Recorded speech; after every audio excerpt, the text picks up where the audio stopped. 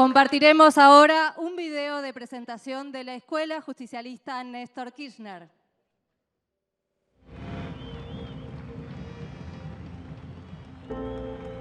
Éramos un pequeño país sometido al capitalismo internacional que ahogaba nuestra economía y especulaba con el hambre de los trabajadores argentinos. Éramos un país sin rumbo. Ahora el rumbo es el rumbo de la patria, es nuestro rumbo. Vamos donde queremos ir.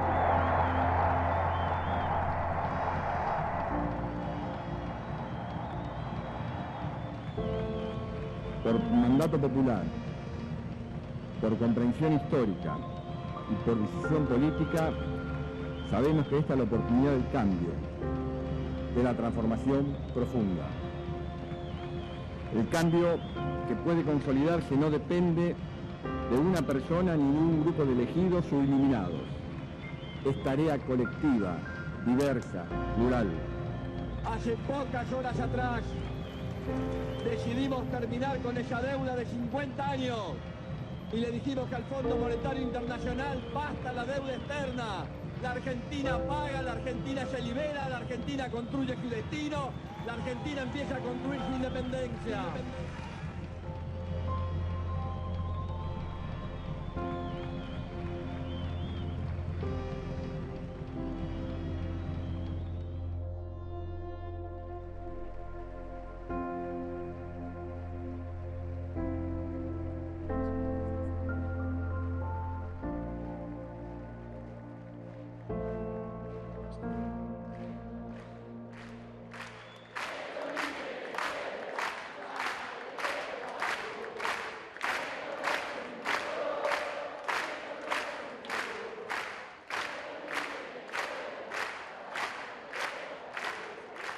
Es momento ahora de escuchar la palabra de Cristina, quien realizará la clase magistral 27 de abril 2023, La Argentina Circular, el FMI y su histórica receta de inflación y recesión, fragmentación política y concentración económica.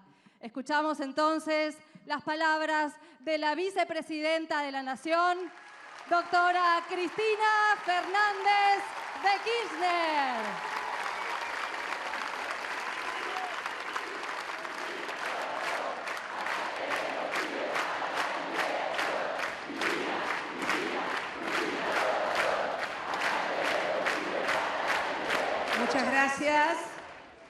Muchas gracias. Es para mí un momento muy especial, como ustedes imaginarán, estar acá en este ámbito, en este lugar que ha recobrado el esplendor de su inauguración, esta hermosa la sala ginastera del Teatro Argentino de La Plata, hermosa, muy linda. Y la verdad que pensaba venir a dar una clase magistral, pero me parece, Nicolás, compañeros, compañeras, que va a ser algo más que una clase. No. Tranquilos. No se hagan los rulos, ya se los dije muchas veces. Ay, Dios.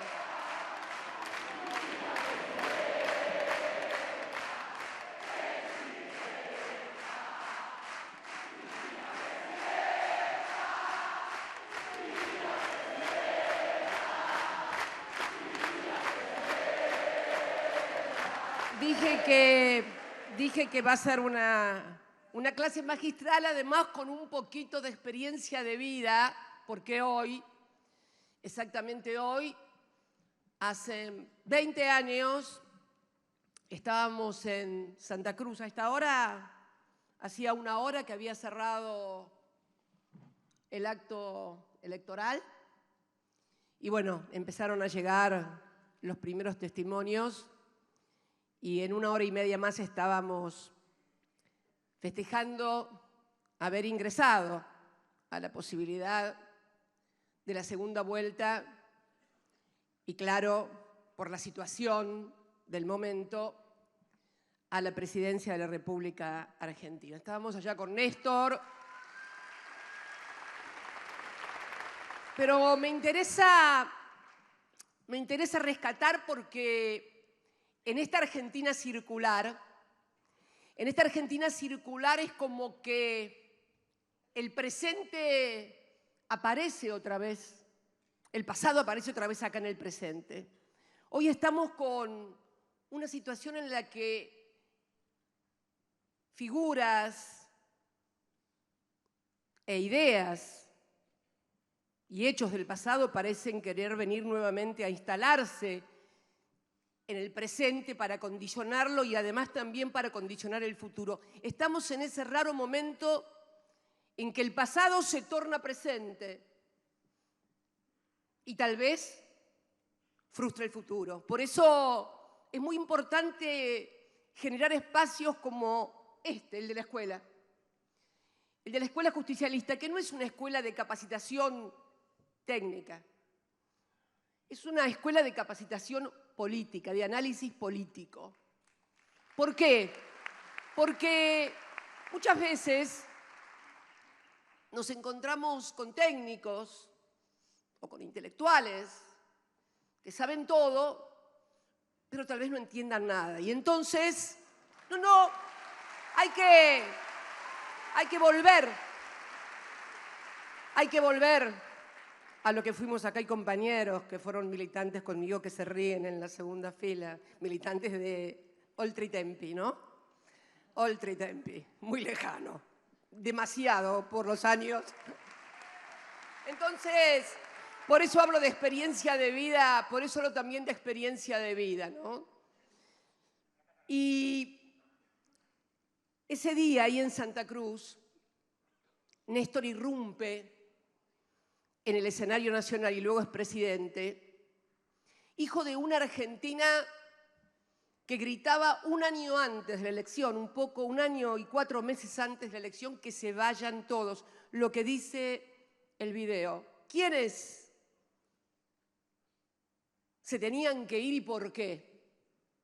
Y esto es lo que pasa hoy en el presente. Tenemos que, de repente, ese pasado está de vuelta en este presente. Y yo voy a tratar de analizar, de pensar junto a ustedes sin adjetivaciones ni calificaciones, porque uno de los problemas que tenemos hoy en la política, en general, en la República Argentina, nuestro trato personal y cotidiano, no solamente en la política, en cualquier espacio social, es el exceso de adjetivación y calificación. Y cuando se empieza a adjetivar y calificar, ya, bueno, se toman posiciones de una manera o de otra y entonces es prácticamente imposible analizar. Por eso voy a tratar de no adjetivar ni calificar. ¿Quiénes se tenían que ir? Bueno, había un gobierno que había ganado las elecciones. Fue la primera experiencia de gobierno de coalición en la República Argentina.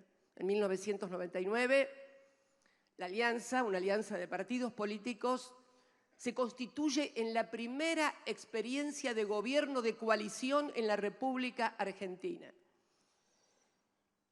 Y durante ese gobierno se produce el estallido de la convertibilidad. Ayer escuchaba a alguien por la televisión, a quien tengo respeto y cariño, que escribió un libro que dice 115 días para desactivar la bomba. En realidad la bomba nunca se desactivó porque la bomba explotó en la cara de 40 millones de argentinos. Explotó en las plazas, explotó en la desocupación y explotó finalmente en la captación de los depósitos a plazo fijo, porque la convertibilidad terminó como empezó. Esto es, en términos económicos, la convertibilidad que era, y es bueno porque un pibe de 20 años además no debe saber ni qué corno era la convertibilidad. Bueno, la convertibilidad, ya que estamos en la escuela tenemos que explicarlo, Nicolás, aunque parezcamos un poco maestra ciruela. La convertibilidad fue una idea o una solución que se le ocurrió a un señor que luego fue ministro de Economía, un señor de ojitos claros, No, sin silbidos. No vamos a hacer nombres ni nada porque no... Un señor de ojitos claros, que después tiene discípulos también de ojitos claros ahora en el presente que dicen que fue el mejor ministro. Ahora con más pelo, aquel era calvo. Este pelífero, pero no estoy adjetivando. Un señor calvo es una descripción, no es una valoración. Es como alto, bajo, gordo, flaco. No estoy adjetivando. Entonces, ¿qué fue esa convertibilidad? Nos dijeron que un peso era igual a un dólar. Fue la dolarización de la economía. Una dolarización no extrema de moneda dólar, pero fue un dólar. Esto significaba una disciplina fiscal muy dura, pero fundamentalmente significaba que primero hubo que capturar todos los plazos fijos que habían en los bancos y el déficit cuasi fiscal del Banco Central, que en ese momento orillaba en unos 8 puntos. Esto fue el plan Bonex. Bonex 89. Lo recuerdo muy bien porque lo anunciaron cuando yo estaba en esta ciudad, en La Plata, con Néstor y con Máximo. Todavía no había nacido Florencia. Miren lo que es la historia. Todavía Florencia no había nacido.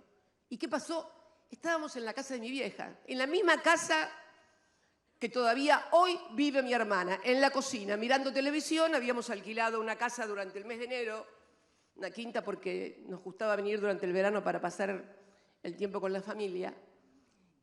Y en la televisión, el entonces ministro de Economía, Herman González, anuncia que nadie va a poder retirar los plazos fijos de los bancos. Millones había de australes. Nosotros teníamos muchos australes también, Néstor y yo, en el banco. 89.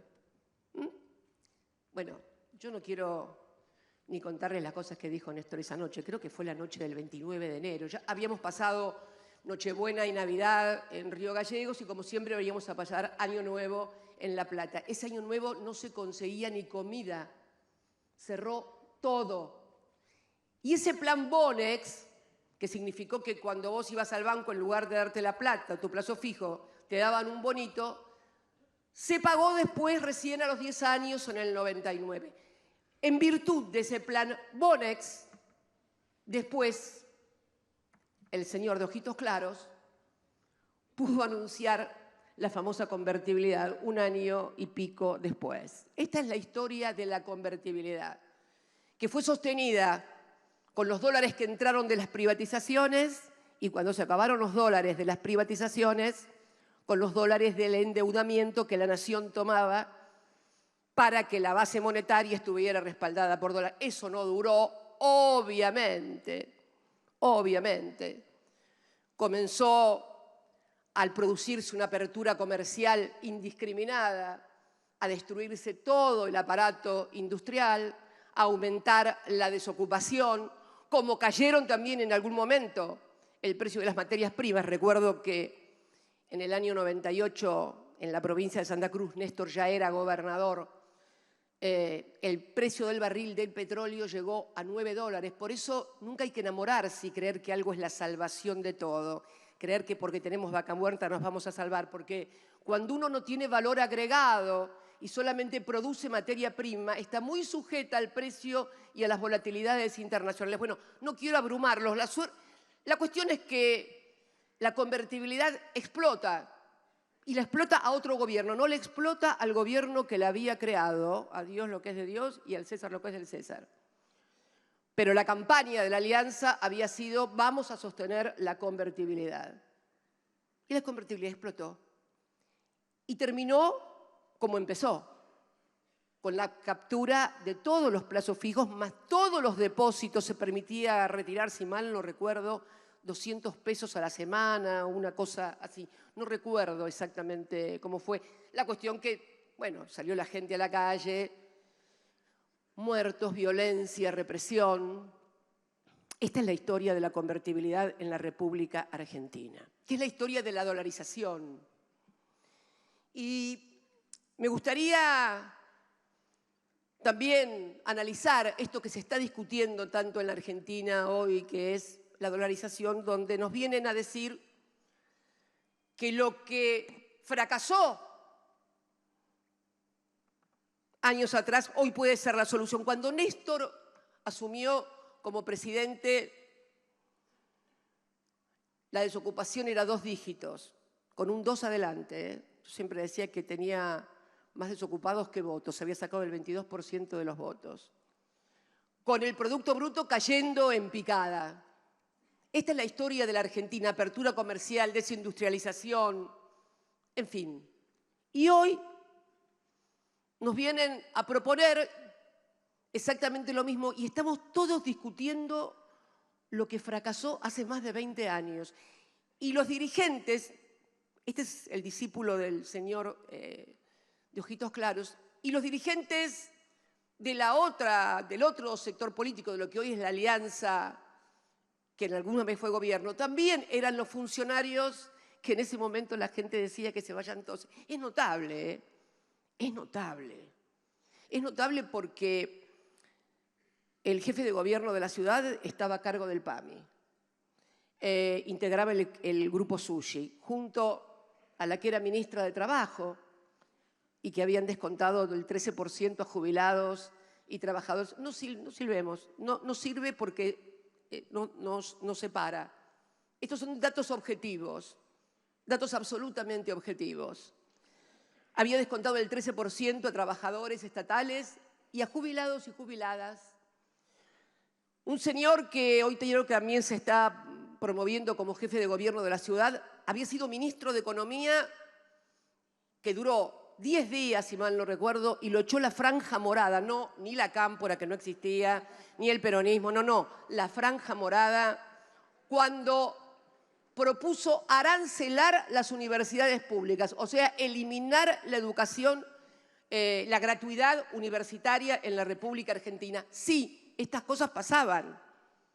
Estas cosas pasaban. Bueno, ahora nos proponen vouchers para la educación. Es como que es una eterna Argentina circular en los personajes, en las propuestas. Por eso es importante espacios como este de discusión, de formación, donde podamos superar los 20 minutos del TikTok, convocar a los jóvenes a superar los 20 minutos del TikTok y a pensar un poquito lo que pasó, porque es imposible avanzar en el presente y en el futuro si no sabemos de dónde venimos. Es imposible.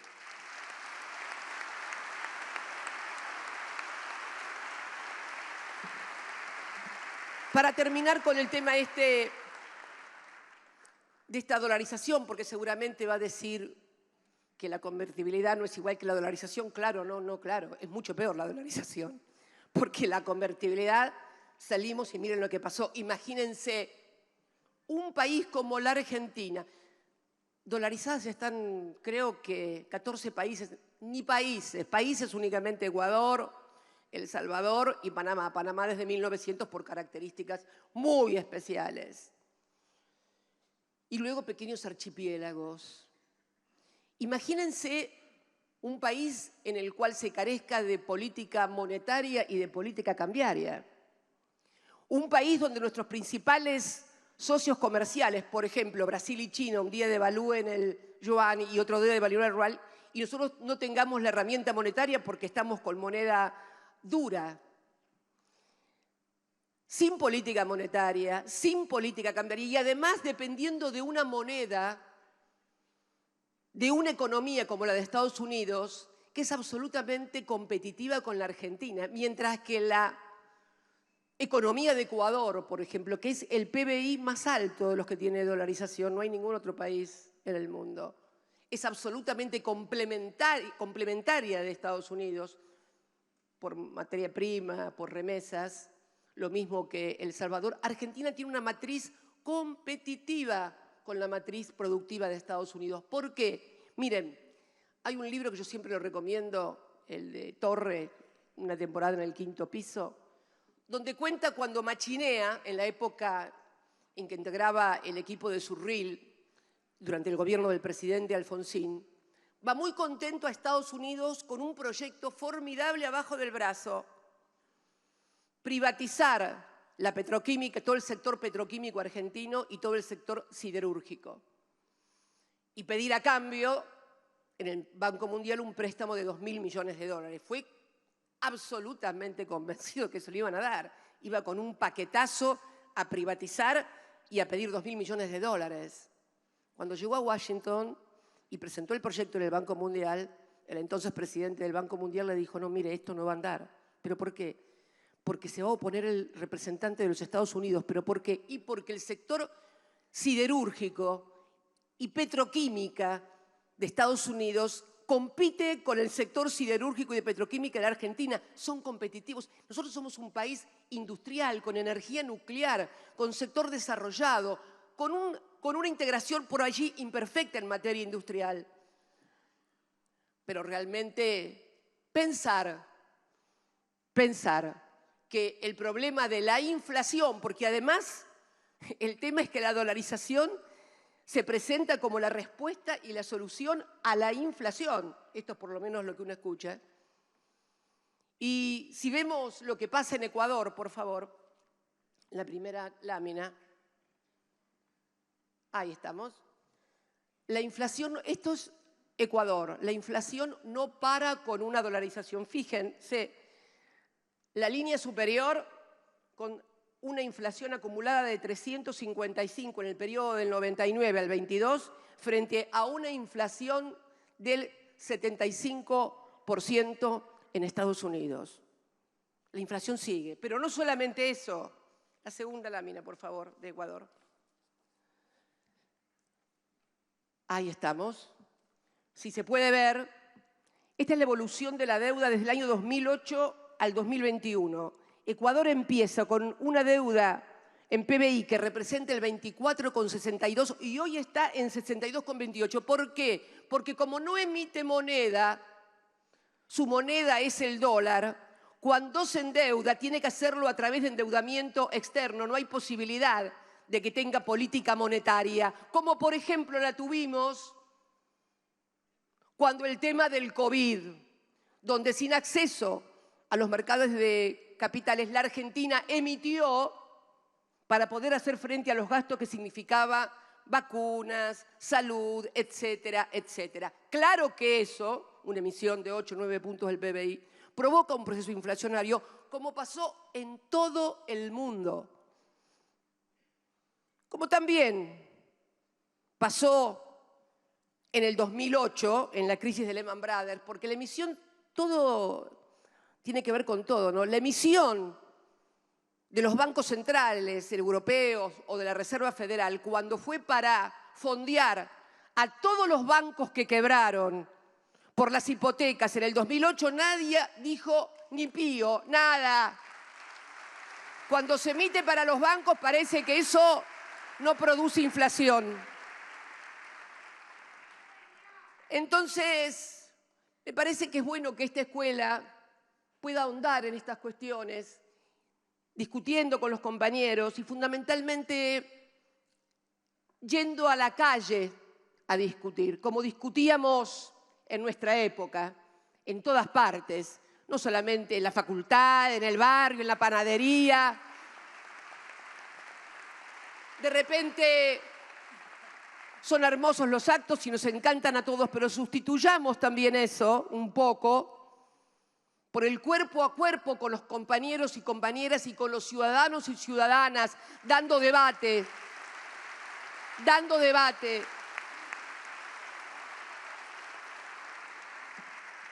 Para finalizar con este tema, porque yo siempre soy muy desconfiada, ¿vieron? Las mujeres somos más desconfiadas siempre. Culturalmente desconfiadas, nos han enseñado a ser desconfiadas. Pero, ¿qué hay entonces? ¿Por qué se produce tanta esta discusión? ¿Qué quiere con esto de la dolarización y tan...? Y leyendo hace unos días en Infobae un artículo, por favor, ¿lo podemos poner? Eso es. Ese señor que está ahí, Emilio Campo, es el economista que eligió el dirigente político que está proponiendo la dolarización en la Argentina, que tengamos la misma moneda que Estados Unidos. Yo sustraje del reportaje el artículo en la parte donde explica cómo va a ser para sin tocar en la plata de nadie, ni sacarle nada a nadie, ni nada, ¿cómo va a ser para sustituir el circulante, los pasivos del central, etcétera, etcétera, sin tocar nada? Y dice, por eso creemos un vehículo fuera de la Argentina al que le transferimos los activos y pasivos del Banco Central. El Banco Central tiene pasivos y activos. El FGS del ANSES. Ah, dije yo, ¿cómo? Ah, bueno, el FGS del ANSES. ¿Cómo que quieren transferir el fondo de garantía de los jubilados? ¿Y qué tiene ese fondo de garantía de los jubilados? Bueno, tiene muchos bonos, pero tiene otras cosas. La próxima, por favor. Ahí pueden ver, el FGS tiene participación accionaria, tiene las acciones, una participación de las acciones de las principales empresas argentinas.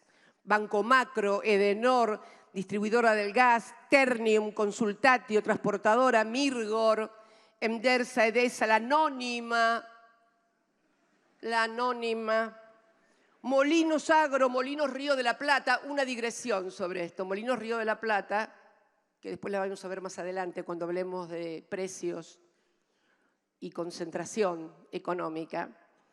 Molinos Río de la Plata modificó el estatuto de la sociedad para que no pueda sentarse un director del FGS. Por supuesto lo judicializamos. Eso fue durante mi segundo gobierno y creo que todavía el Poder Judicial no resolvió eso. Bueno, Transener, Grupo Financiero Galicia, Pampa Energía, Banco Patagonia, Camusi, Telecom, Grupo Clarín, Cablevisión. Sí, ¿por qué? ¿Por qué tiene todo esto? Porque durante la época en que se privatizaron en las AFJP los recursos de los trabajadores, muchos de esos recursos fueron prestados a las principales compañías argentinas. ¿Estaba mal? No, no estaba mal, porque es un mercado de capitales. Está bien tener un mercado de capitales que pueda prestarle, pero ustedes ¿vieron algún titular en algún diario o en TN decir, miren, tomaron la plata de los jubilados y se la prestaron al Banco Macro, a Edenor, a No, de ninguna manera, nunca se supo eso, pero este es el capital. Quieren llevar este capital a un fideicomiso en el exterior ¿para qué? Para recompra barata de las acciones a precio de remate. Esto es, me parece, algunas de las intenciones. Miren, la verdad que en la convertibilidad no solamente estallaron los patrimonios de los que tenían en los bancos, no solamente eso. Estuvieron a punto de fundirse las principales empresas argentinas. Por eso se creó la figura de la pesificación asimétrica. Y al mismo tiempo el crackdown que impedía que las empresas extranjeras, por ejemplo, una empresa Clarín, por ejemplo, vamos a un ejemplo, tenía un socio que era un banco norteamericano. Con la devaluación brutal, el banco norteamericano se quedaba por 2 mangos, o por $2, por así decirlo, no era 2 mangos, $2, se quedaba con todo. Esto pasó en la República Argentina por efecto de la convertibilidad y de cuando ésta se desplomó. Y el Parlamento argentino sacó leyes como la defensa de los bienes culturales, la modificación de la ley de quiebras para que no se fundieran las empresas argentinas. Tan denostado muchas veces esos congresos, ¿no? Pero esta es la realidad de lo que pasó. Entonces, cuando reflotan estas teorías que han sido muy dañinas para el conjunto de la sociedad, la verdad que uno dice, pero ¿es posible que 20 años después estemos discutiendo lo que fracasó y lo que estalló en la Argentina 20 años antes? ¿Qué nos pasa, compatriotas? ¿Qué nos pasa que es como una Argentina circular que no puede y vuelve sobre sus fantasmas y sobre sus viejos fracasos? Por favor, no digo que tengamos nosotros la razón, pero por favor que no me quieran convencer de que tenemos que volver para atrás para solucionar este presente y el futuro. No, por favor, no, por favor, no, por favor.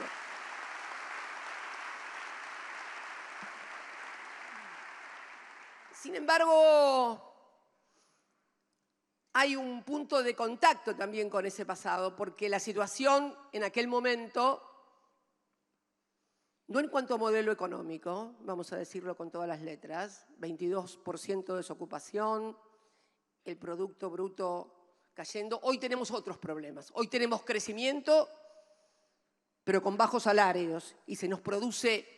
Esto lo charlé inclusive en la clase magistral que dimos en Chaco el año pasado, cuando dije que estamos frente a un nuevo fenómeno de crecimiento económico real y genuino, pero mala distribución del ingreso y por primera vez trabajadores en relación de dependencia pobres. Esto nunca nos había pasado. Esto es uno de los nuevos desafíos que tenemos frente a las cosas. Pero lo cierto es que con posterioridad a la pandemia la actividad económica creció y el empleo que se generó fue un empleo más precario, más informal, con mucho monotributo. No es de la calidad del empleo que se generaba antes. El modelo no es el mismo, no tiene absolutamente nada que ver con aquel modelo que generaba desocupación, desindustrialización. Ahora hay nuevamente un proceso de generación. La producción de bienes tuvo un papel protagónico en el crecimiento económico. Es más, la actividad económica, a fuerza de ser sincero, fue un 0,4 más importante que en el 2015. Y el consumo privado 1,5 más alto que en el 2015. Pero entonces, ¿qué pasa? Pasa esto. Pasa lo que también dije acá en La Plata en el año 2020, en el Estadio Único Diego Armando Maradona, cuando Sergio dijo, y bien, que el país iba a crecer, y yo dije atrás que, ojo, claro, vamos a crecer y mucho, pero ojo, alineemos precios, salario, tipo de cambio, porque si no, el crecimiento se lo van a llevar 4 vivos, que es lo que está pasando ahora. Este es el tema.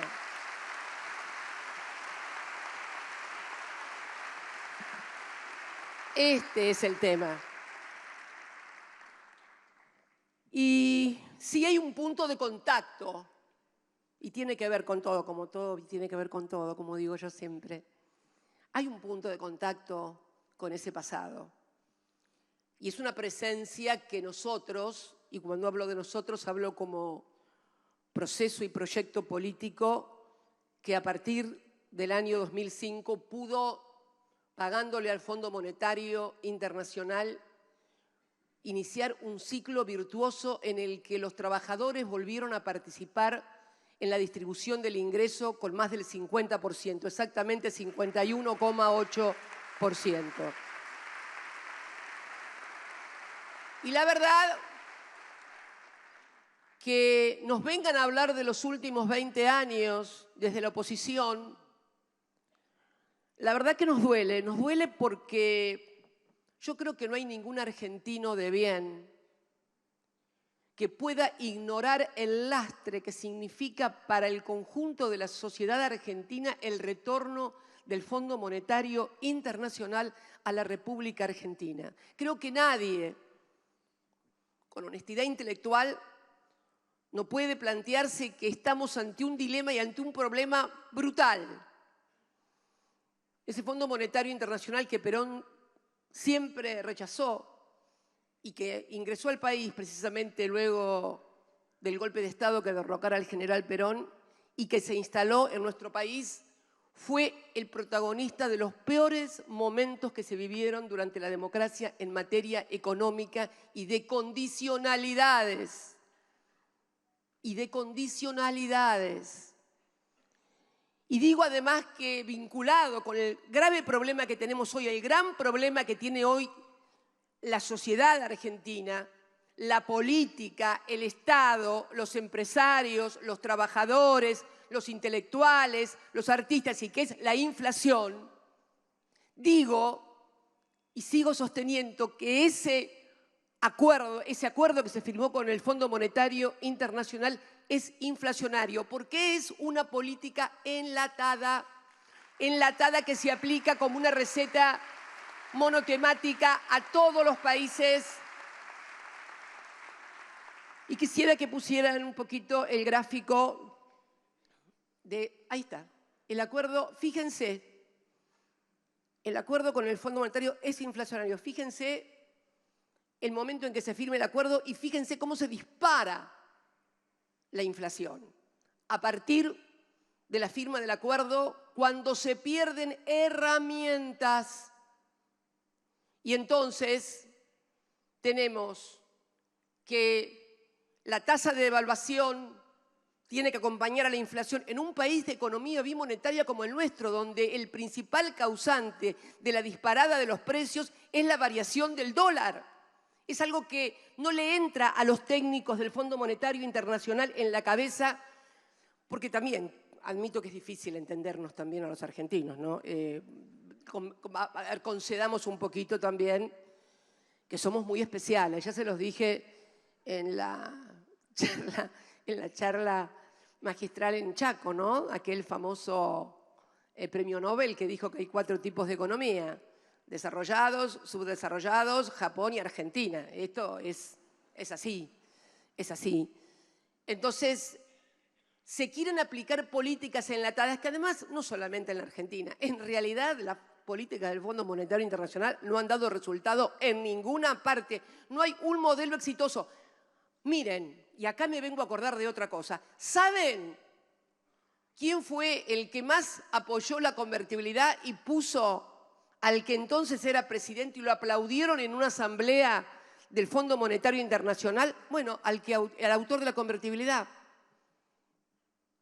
Eso sí fue apoyado por el Fondo Monetario Internacional. Miren cómo terminamos.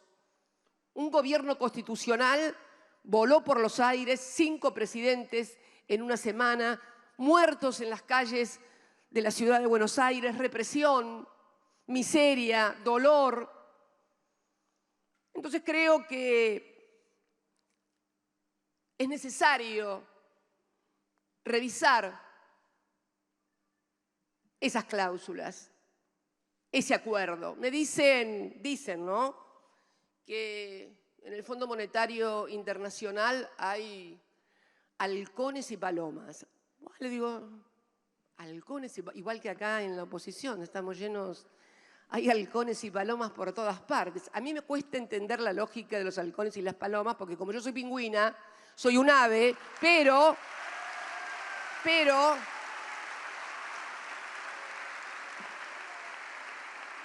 sí, porque vieron que los halcones y las palomas vuelan solos, son solitos, individualistas. Los pingüinos somos todos colectivos, vieron que somos todos juntitos, vamos para acá, para allá, somos muy colectivos. Entonces, me cuesta.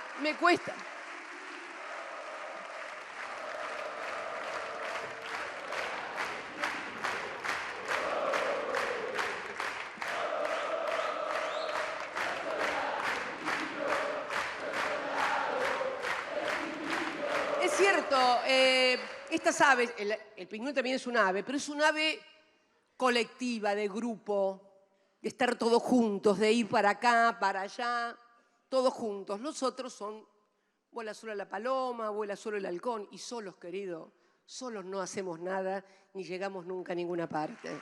Esto tenemos que aprenderlo también.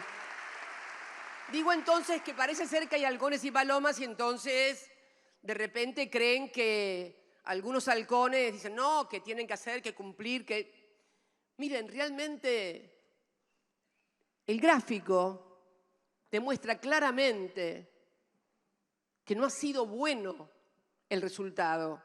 Después vamos a hablar de también los instrumentos que no se podían utilizar hasta que se intervino durante esta semana en el mercado cambiario utilizando reservas, instrumento que también estaba impedido por la firma del acuerdo. Pero deteniéndonos en el tema, el gran caballito de batalla fue el déficit fiscal. El año pasado, la meta del déficit fiscal se sobrecumplió. hubo sobrecumplimiento, o sea, se cumplió más de lo que el fondo exigía y sin embargo la inflación se disparó igual. ¿Por qué? Porque la inflación está en la Argentina atada a la escasez o abundancia de dólares en una economía bimonetaria como la nuestra. Lo expliqué varias veces, pero siempre es bueno volver a hacerlo. La restricción externa, el stop and go siempre, esa cosa de que, bueno, la industria necesitaba dólares, por ahí no eran lo suficientes los que producía el campo, entonces se producía esa tensión, venía una devaluación, stop and go.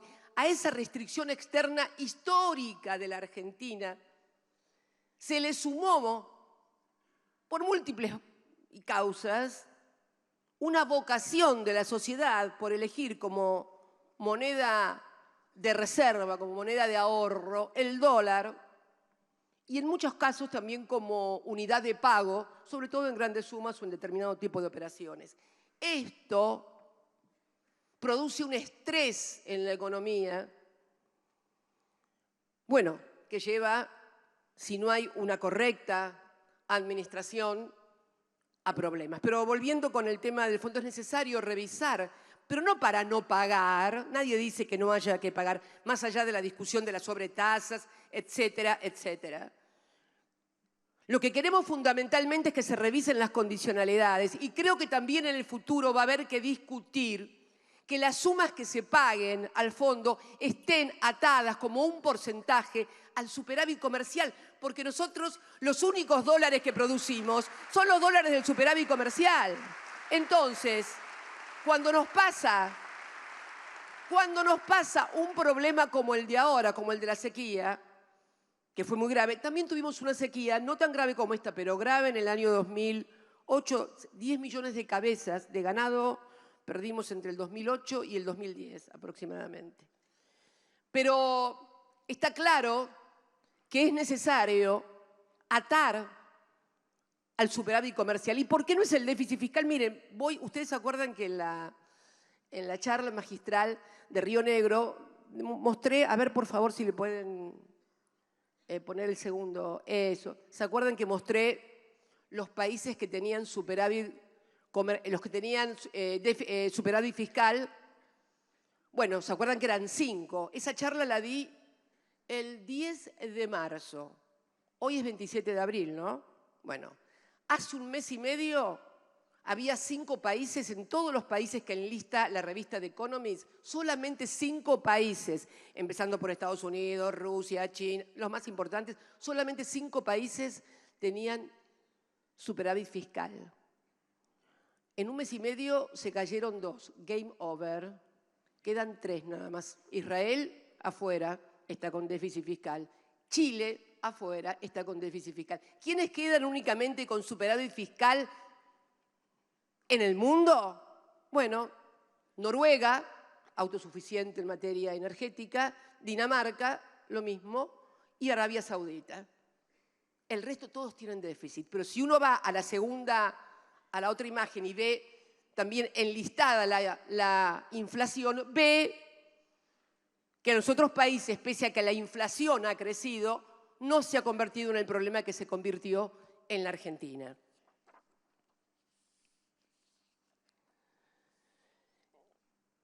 La otra cuestión que el déficit fiscal está claro que no es la causa de la inflación. Además, si hablamos de déficit fiscal, porque normalmente cuando se habla de déficit fiscal empieza en lo que gasta el Estado, que el Estado gasta más, que gasta menos, que esto, que el otro. ¿Saben cuánto se gasta? Y lo vamos a poner entre paréntesis, en materia de lo que podría denominarse gasto social, de acá la veo a la ministra de Desarrollo Social, o sea, cuánto en planes potenciar, cuánto en aguache, cuánto en tarjeta alimentar, cuánto en progresar. 1.9 del PBI. ¿Saben cuánto se gasta en materia de eximiciones, alícuotas quebradas, exenciones, gente y sectores que no pagan impuestos o pagan la mitad de los impuestos? 4,6 del PBI. 4,6 del PBI. O sea, Yo me acuerdo que el que era presidente de mi bloque, que siempre se quejaba de los cheques que cobran los que tienen un plan o los cheques que cobran del Estado. Yo me quejo más de los que tienen plata y no pagan los impuestos, más de los que tienen... Esto es mucho más grave, mucho más grave. Fíjense, si nosotros revisáramos el gasto tributario que está en el presupuesto de la Nación, promociones fiscales, eximiciones de impuestos, alícuotas quebradas, no tendríamos déficit fiscal, no tendríamos déficit fiscal. Hola, ¿qué tal? Hola, ¿qué tal? Pero además, si vamos un poquito y raspamos un poquito más tributariamente, vieron que los empresarios se ponen a la televisión y se quejan de todos los impuestos que tienen que pagar, que ganancias, que la alícuota. La alícuota de ganancias es el 35%, ¿no, doctora? Es de la FIP, por eso le pregunto si no estoy diciendo algo fuera de tono. 35%. ¿Saben cuánto pagan las grandes empresas de la alícuota del 35% sobre el impuesto a las ganancias? Adivinen. 2.45. ¿Pero cómo? Me van a decir ustedes. Un empleado cuarta categoría, que es sujeto por allí por el nivel de ingreso a pagar impuesto a las ganancias, si no tiene deducciones, paga el 35% todos los mes a mes. Si tiene deducciones puede estar en el orden del 16%. 2.45 las mayores empresas del país. Pero ¿y cómo puede ser? Ah, sí, te cuento cómo puede ser. Primero, reconocimiento por ley del ajuste por inflación. O sea, cuando vos vas al supermercado y le pagás al dueño del supermercado, le pagás en efectivo o en la tarjeta, o sea, o cobra los 30 días o cobra en ese momento. Pero él tiene que pagar la ganancia sobre eso que te vende a vos hoy, recién el año que viene. Recién la paga el año que viene, pero la plata la agarró ahora. ¿Qué hace el ajuste por inflación reconocido por ley? Cuando va a pagar al año siguiente, le descuenta toda la inflación. Le deflactan las ganancias por la inflación. Y le indexan los gastos. Creo que hay que empezar, sí, a pedir. Sí, sinceramente. El segundo mecanismo que se utiliza es el reconocer como un quebranto los gastos, indexado también el año siguiente. Con lo cual, miren qué fenomenal negocio. Te deflactan las ganancias y te indexan los gastos. Así es imposible que pierdas. Yo también quiero ser empresario. Y esto no es una crítica a los empresarios, pero tenemos que sentarnos en una mesa, en serio, a hablar de estas cosas para ver cuánto pone cada uno. Porque si el que recauda, que es el Estado, para hacerse cargo de las inversiones de educación, de salud, de infraestructura, etcétera, etcétera, le deflacta las ganancias y le indexa, no, va a haber un déficit fiscal crónico. Entonces, yo estoy absolutamente convencida que es necesario sentarse y también simplificar tributariamente. Es cierto, por allí tenemos cientos o ciento y pico de impuestos que pueden ser eliminados, algunos que demandan por allí más gasto de papel y de trabajadores que lo que se recaude efectivamente. Pero en serio, a sentarse, basta del eslogan del déficit fiscal.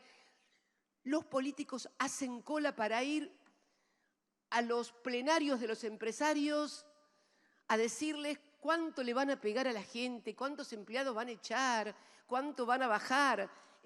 No va más esto.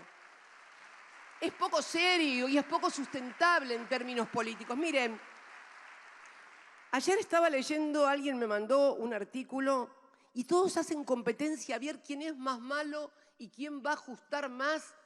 ¿Pero en serio creen que hay una Argentina viable como la que quieren hacer? Y estaba mirando un artículo del jefe de gobierno de la ciudad que decía hay que hacer una brutal desregulación económica como la de Cavallo. ¿Qué están diciendo?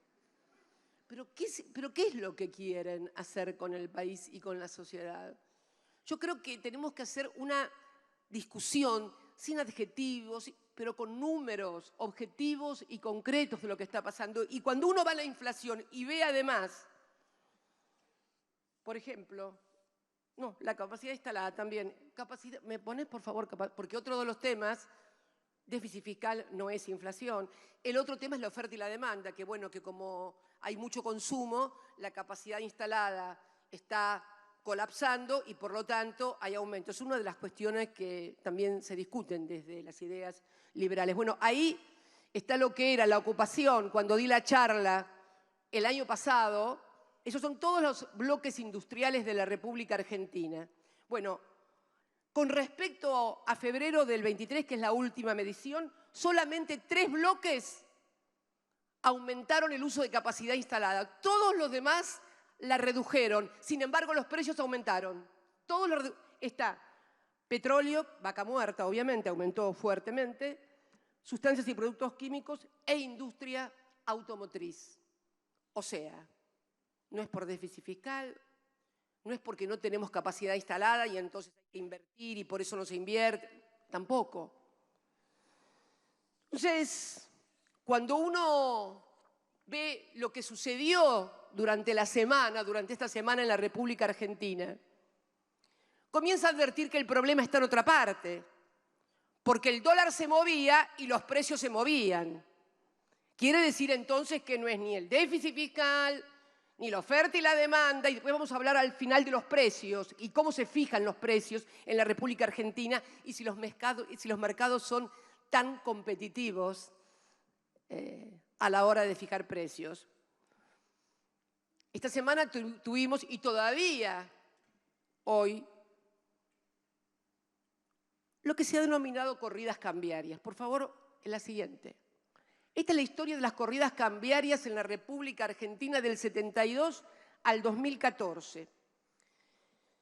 Pueden verlas. La persistencia, que es la última columna, se da fundamentalmente por los tiempos en los cuales dura la corrida. Bueno, la corrida, a mí, por supuesto, fuera de la de Alfonsín, que fue fuerte también. Nosotros tuvimos también 6 corridas en el primer mandato y 5 en el segundo. ¿Y por qué? Pero no se enteró nadie. ¿Cómo que tantas corridas cambiarias? 2 cuestiones. ¿Por qué no se enteraron? ¿Por qué no impactaron en los precios con esta locura de que cierro, que no hay, que almacenan? Primero porque el mercado, el Banco Central interviene en la administración del tipo de cambio. Esto no se podía hacer hasta esta semana cuando se tomó la decisión de hacerlo porque el acuerdo con el fondo prohibía que el Banco Central interviniera en el mercado cambiario para evitar una corrida. Está prohibido por el acuerdo con el... Parte de las discusiones que tuvo el anterior ministro no fueron conmigo, ni por mí, fueron precisamente por esta situación del Banco Central que no intervenía no solamente acá, sino en otras situaciones, como por ejemplo, sentarse sobre las reservas, porque la otra cuestión es no solamente intervenir en el mercado cambiario, sino poder hacerlo porque el Banco Central tiene reservas. Miren que me golpearon, corrieron y no teníamos tampoco acceso a los mercados internacionales, pero con las reservas sentadas sobre las reservas, sí, sentadas sobre las reservas, con la administración del tipo de cambio, con la regulación, pudimos sofocar corrida cambiaria. No, no se trata de una persona. Es necesario volver a construir programas de gobierno. Es necesario que nada vuelva a depender de una persona. Miren,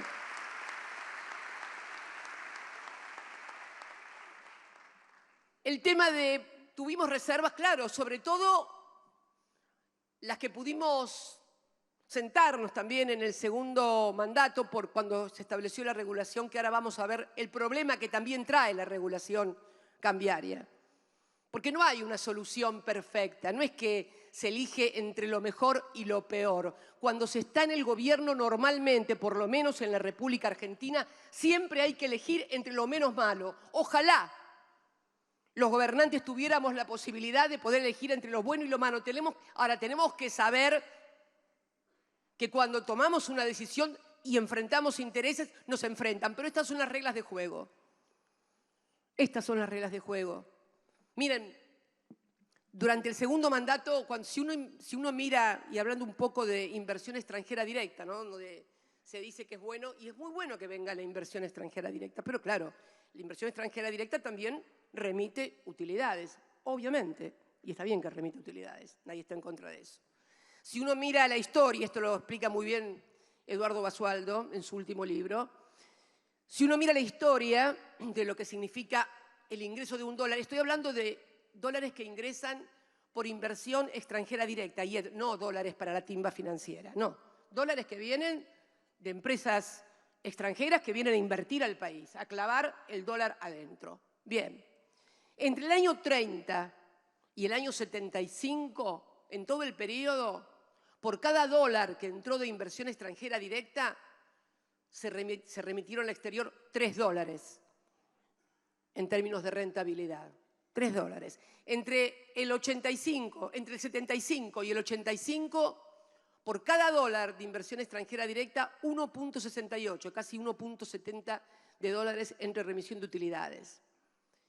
Si uno estudia el periodo de 2003 a 2019, o sea, nuestros 3 gobiernos más el gobierno de Macri, si uno mira todos los 4 periodos de gobierno, el superávit es de aproximadamente $6.000 millones entre inversión extranjera directa y salida.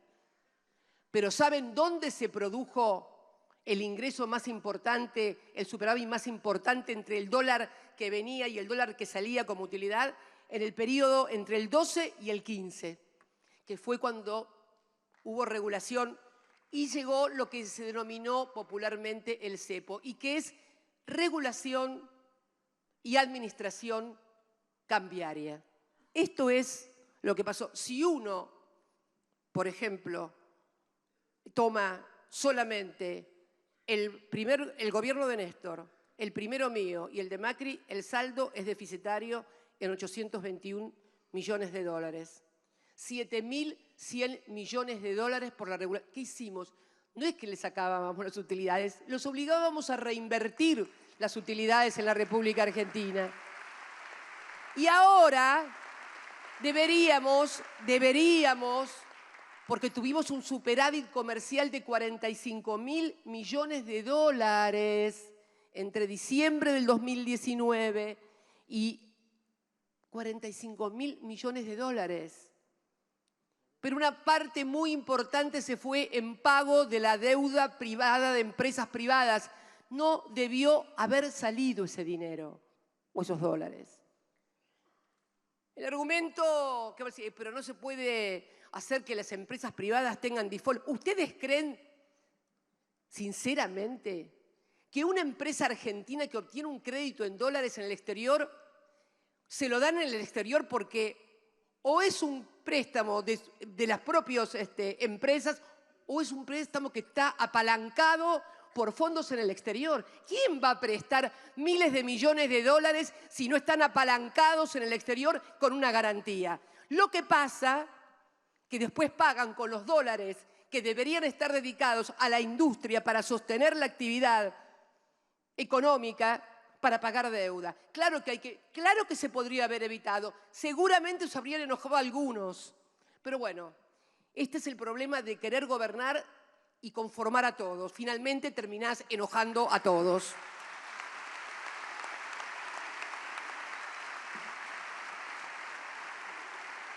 Yo quiero... Y estoy hablando de la regulación cambiaria no como una virtud, que quede claro. No hablo de la regulación y la administración cambiaria como una virtud y como la solución o la panacea, o miren que descubrió la pólvora o el agujero al mate. No, no hemos descubierto el agujero al mate. Simplemente, miren ese ya lo presenté en Chaco. No, el anterior, por favor, el de las brechas cambiarias. Ese. El verde significa formación de activos en el exterior. ¿Qué quiere decir? Gente que saca dólares de la República Argentina y forma activos en el exterior. La mayoría no son del todo declarados porque muchas veces son producto de la evasión impositiva. Y lo azul son los periodos de brecha. Fíjense, cuando no había regulación, formaban activos en el exterior. Cuando hay regulación, se caen los activos en el exterior, pero surge la brecha cambiaria. Y cuando surge la brecha cambiaria, vamos al otro. Ahí tenemos que se producen, cuando la brecha es demasiado grande, nosotros terminamos con una brecha, ahí está muy claro, con una brecha del 38% aproximadamente en los financieros y en el blue, que no es tan importante, el 50%, totalmente administrado. Pero no es lo mejor. ¿Por qué? Porque se produce, a partir de eso, o directamente se incentiva y se profundiza, porque en realidad siempre tuvimos el problema de la sobrefacturación de las importaciones y de la subfacturación de las exportaciones. Cuando la brecha crece, este problema de sobrefacturación y subfacturación se exacerba.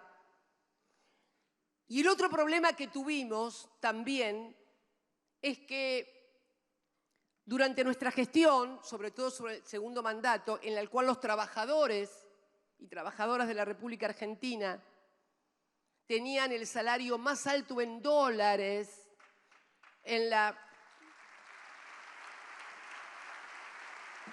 República Argentina, también elegían dolarizarse. No es una crítica, es una descripción de los problemas. Y también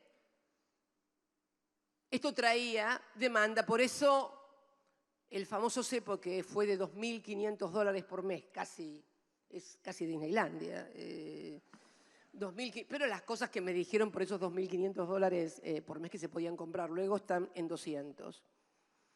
Entonces, el problema está que cuando no hay regulación de desregulación, tenemos una formación de activos en el exterior muy importante. Y cuando hay regulación, tenemos la brecha y todo lo que ella genera. ¿Y todo por qué? Por la dolarización de hecho que hay en la Argentina. Y entonces, cuando yo sostengo que es necesario sentarse todas las fuerzas políticas, no a ver si va a haber flexibilización laboral, porque seguramente unos van a pensar de una manera, van a pensar de la otra, o la educación pública, si la querés gratuita o no gratuita. No. Estoy hablando de esto. No quiero ponerme de acuerdo en todo lo demás, pero tenemos que tener un acuerdo en esto para que el país funcione normalmente y no sea un parto cada elección y no sea un drama cada movimiento cambiario en la República Argentina. Sobre todo, agravado todo esto, porque nosotros estuvimos 12 años y medio administrando el país, pero no estaba el fondo. No estaba el Fondo Monetario Internacional, teníamos libertad en las herramientas para poder gobernar. Y además de eso, veníamos bajando el endeudamiento. El problema se produce a partir del año 2016.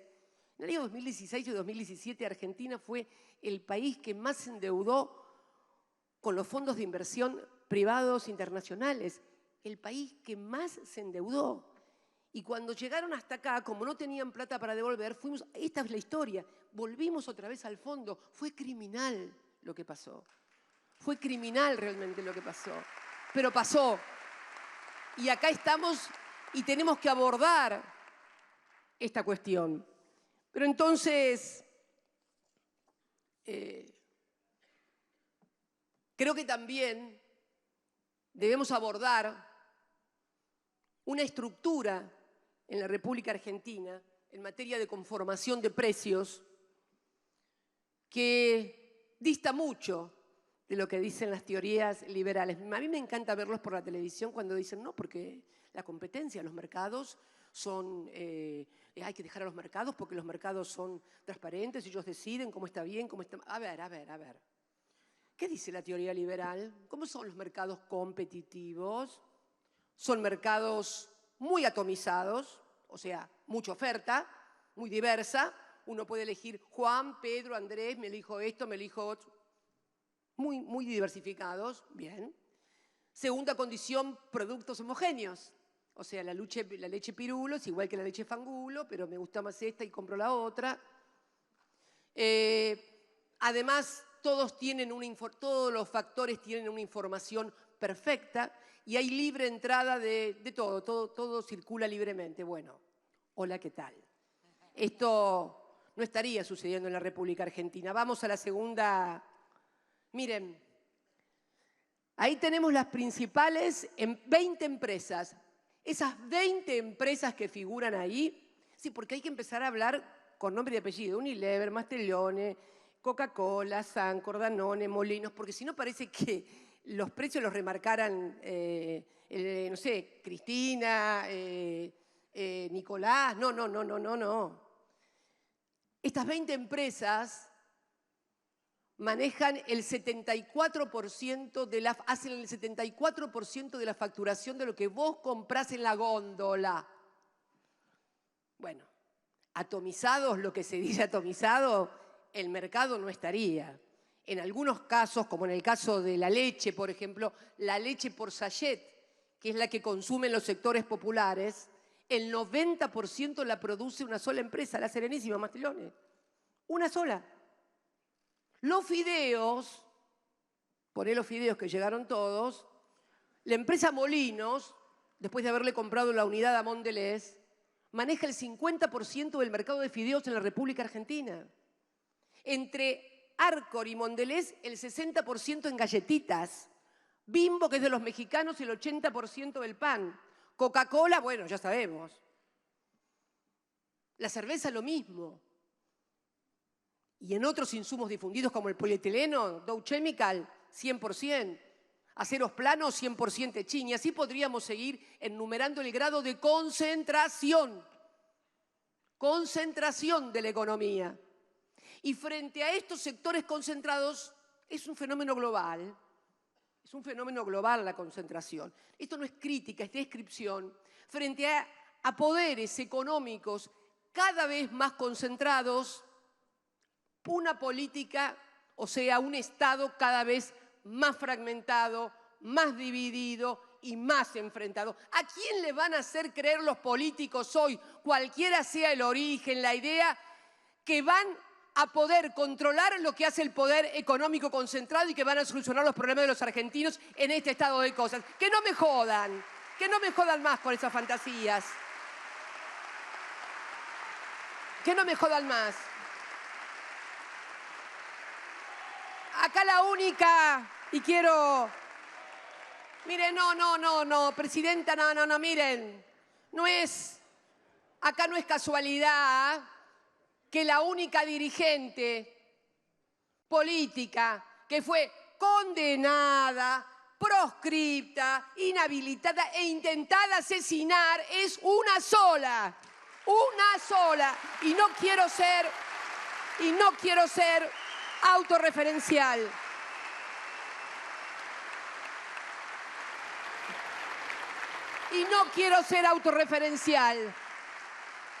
Pero esos mamarrachos que andan diciendo que la casta tiene miedo. ¿De qué tiene miedo? Si nunca te pasó nada, hermano. ¿Qué me venís a joder con que te tenemos miedo? ¿De dónde te tenemos miedo? ¿De dónde?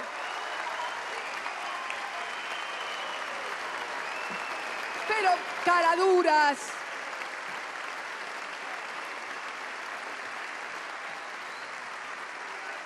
Caraduras.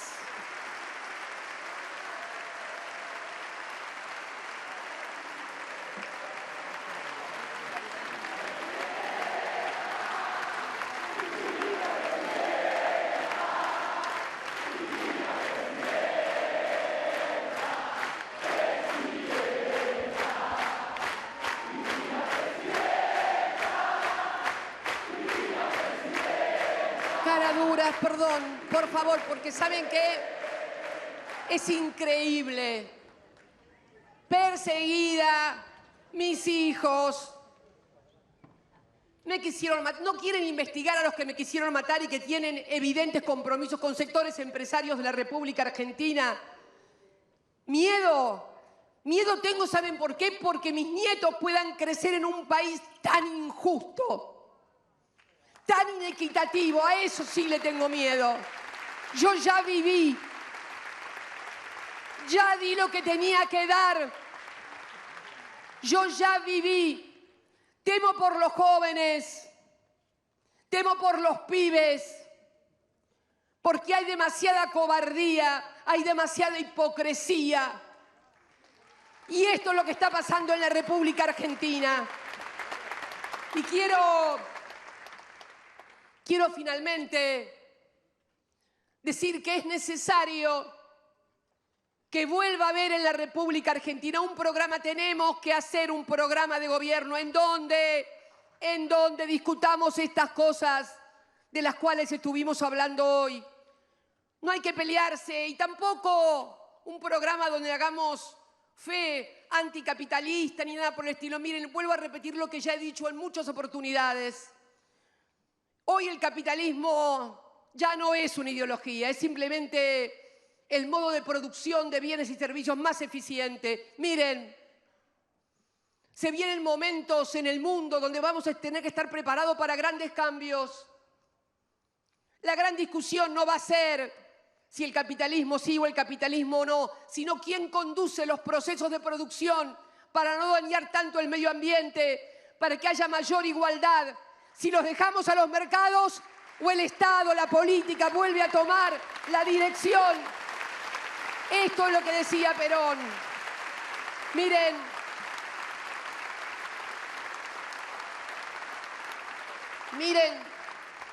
miren la evolución de este capitalismo financiero alejado de la realidad que hoy... ¿Quién es el hombre más rico del mundo hoy? ¿Lo saben? Bueno, cuando el capitalismo significaba que el dinero para reproducirse debía pasar por el circuito de producción de bienes y servicios, y no solamente en lo financiero, el hombre más rico podría ser Henry Ford, porque vendía autos y era innovador tecnológicamente. Más tarde fue el dueño del petróleo, Paul Getty, porque era la energía. Después fue Bill Gates, porque fue la innovación tecnológica, la tecnología. Hasta hace poco era Elon Musk, que es también tecnología y en fin todo eso. ¿Saben quién es hoy el hombre más rico del mundo? Un francés, Bernard Arnault, que es, ¿saben qué? El dueño de las marcas de lujo que le vende a los ricos del mundo. Es el dueño de Gucci, de Christian Dior, de todas las marcas, de Tiffany, de todas las marcas de lujo. Esto significa una modificación y una profundización de la concentración del ingreso. Nada bueno puede salir de eso finalmente. Y vamos a una discusión de en el mundo que viene. Viene un mundo diferente. Miren, cuando uno ve que los saudíes se dan la mano con los iraníes y en el medio hay un chino, empiecen a abrir los ojos. Algo está pasando. Algo está pasando. Algo está pasando que no estamos viendo.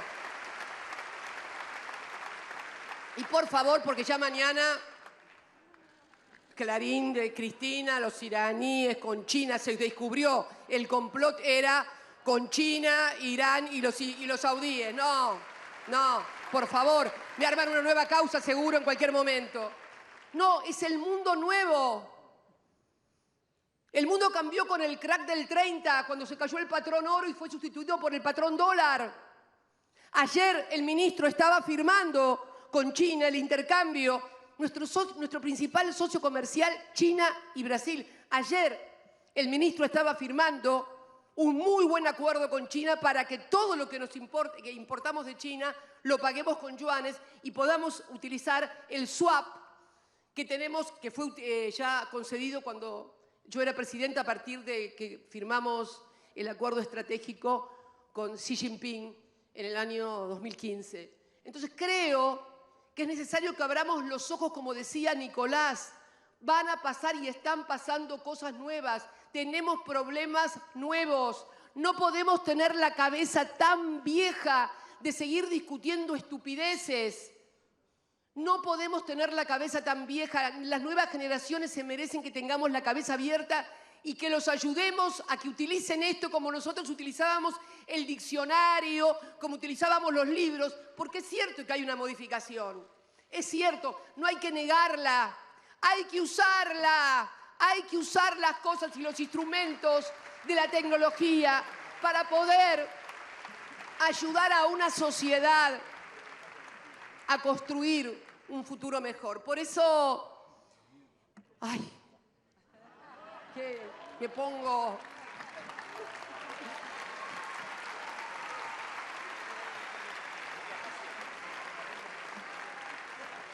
A veces es un problema tanta cosa. Bueno, pero créanme que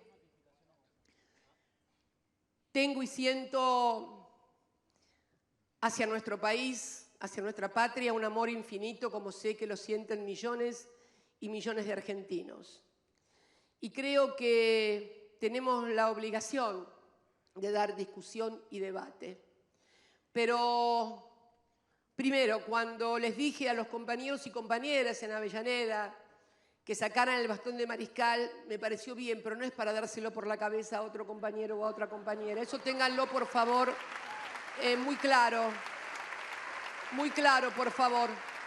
No utilicen el bastón para dárselo en la cabeza a otro compañero o a otra compañera, sino precisamente para poder ayudar a pensar una sociedad, un país diferente y ver cómo podemos contribuir cada uno de nosotros a un futuro mejor. Créanme que necesitamos un programa de gobierno, tenemos que ver cómo vamos a manejar nuestros recursos.